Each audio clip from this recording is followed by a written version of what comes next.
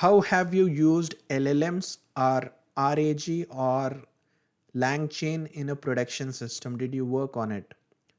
You could answer in the lines of, at PwC, I worked on a project where we needed to make a large internal knowledge base, think thousands of documents, policies, and financial procedures, actually queryable and useful to end users in natural language. I built a RAG pipeline using Python and LangChain. The first step was chunking and embedding the document corpus and storing those vectors into PG vector on PostgreSQL. I had to be deliberate about chunk sizing. Too small and you lose context. Too large and you introduce noise into the retrieval. On retrieval, I use semantic similarity search to pull the top relevant chunks, then constructed a prompt that gave the LLM just enough context to answer accurately without hallucinating. I also added a confidence scoring layer.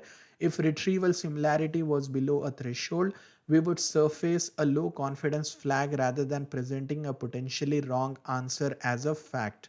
On the LLM side, I focused heavily on prompt engineering, being explicit about the model's role, the format of the answer, and what to say when it does not know. That reduced hallucination rate significantly. The result was a system where users could ask natural language questions and get accurate sourced answers in seconds instead of digging through documents manually. It was a great example of using AI pragmatically to solve a real workflow problem. Other points that you can add to this answer is, I also have experience working with the agentic systems, that is having a routing agent that could route the request based on their complexity summarization requirement to the specialist agents. Also, in order to reduce the LLM cost, you could also have multiple LLM models such as GPT 4.1, GPT 4.0 mini. Then you could also have Google Gemini, and based on the complexity of the query, you could redirect your query to one of those systems.